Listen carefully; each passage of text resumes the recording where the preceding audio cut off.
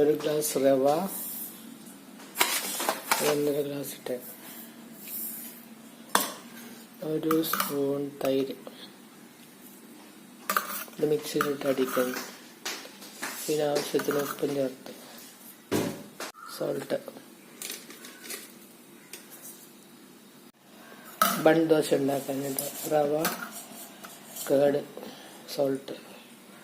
ഈ adding little water and mixing grinding. ആവശ്യത്തിന് വെള്ളം ഒഴിച്ച് മിക്സിയിൽ അടിച്ചെടുക്കുന്നു. റവ ആൻഡ് കേട്. കേട് ഈസ് ആഡഡ് ഫോർ ഫെർമെൻറ്റേഷൻ. ഇതൊന്ന് ശരീരത്തിലേക്ക് പാർത്ത് മാറ്റുന്നു, ട്രാൻസ്ഫർ ചെയ്യും. More water is added and transferring to the vessel. ബൺദോശയ്ക്കുള്ള മാവ് അരച്ച് വെച്ചു. റവ, little curd, salt, water mixing. Brown. 2 minute ഇവിടെ വെക്കുന്നു. കേർഡ് ദോശ പുളിക്കാനാണ്, പൊങ്ങാൻ വേണ്ടി. ഈ സബോള, ഇഞ്ചി, 2 വെളുത്തുള്ളി, ഒരു പച്ചമുളക്, കുറച്ച് കറിവേപ്പില, ഇതെല്ലാം ഒന്ന് വഴറ്റിയെടുക്കുന്നു. മല്ലിയില പുതിനയിലൊക്കെ ഉണ്ടിടാം. ഇവിടെ കറിവേപ്പില ഉണ്ടായിരുന്നുള്ളൂ, അതിട്ടു. കുറച്ച് സ്പിനാച്ച് ചീര ഇടുന്നു, കുറച്ചിടുന്നു. ചൂടായപ്പോൾ കുറച്ച് പരിപ്പിടുന്നു. പരിപ്പൊന്ന് മൂത്തിട്ട് സവോള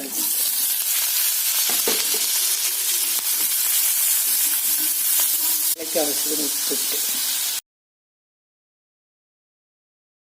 കുറച്ച് സായാമൻസ ലീഫും 2 ചേമ്പിലെടുത്തു ചെറുതായിട്ട് അരിഞ്ഞിട്ട് വഴറ്റാനിടുന്നു. സവോളയൊക്കെ നോക്കി ഇനി സ്പിനാച്ചിടാം. ഇതൊന്ന് വാടി ചെയ്യുമ്പോൾ തീയെടുക്കാം. ഉപ്പ് വരെ കുറച്ച് ഇടാം. ഇടയിലൊക്കെ വാടി ഇത് നമ്മുടെ ബൺദോശ മാവിലേക്ക് ഇടുന്നു. ഇളക്കി ബൺദോശ ഉണ്ടാക്കും.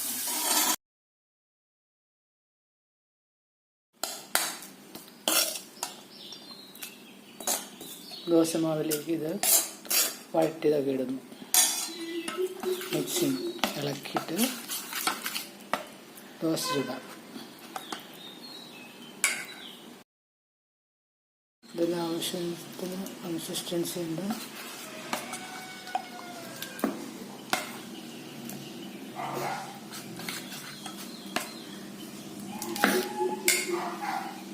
ബൺദോശ ഉണ്ടാക്കാനായിട്ട് ചീനിച്ചട്ടി ചൂടായപ്പോൾ അതിലേക്ക് എണ്ണ തൂത്തു. ഒരു തവി മാവെടുത്തു.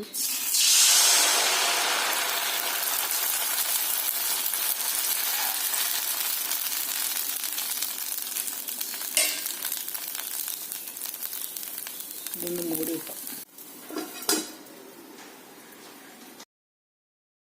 ഇതിനെ മറിച്ചിടുന്നു.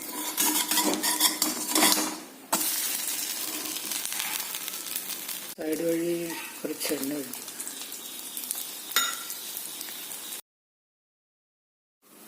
ഒരു ദോശക്കല്ലിലേക്ക്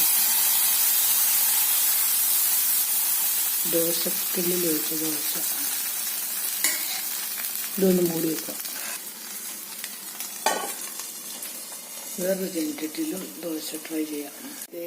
ബൺദോശ ചുറ്റും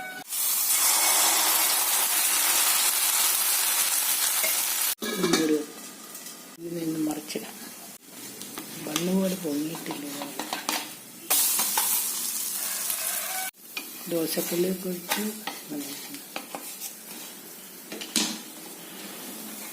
അടുത്ത് മറിച്ചിടാറായി. ഒന്ന് ഒഴിച്ചത് ഇങ്ങനെ ഇരിക്കുന്നു.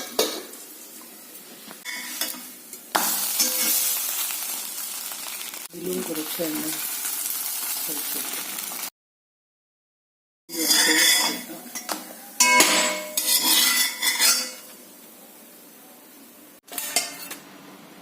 ദോശ ഒഴിച്ചു ഇതൊന്ന് മറച്ചിടാം.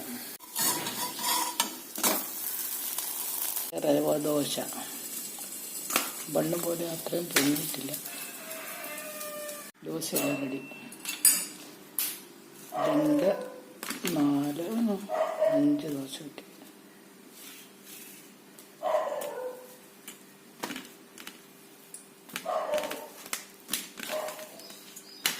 അഞ്ച് ദോശ ഒരു ചെറിയ ദോശ. ഇത് തിക്കാണ്.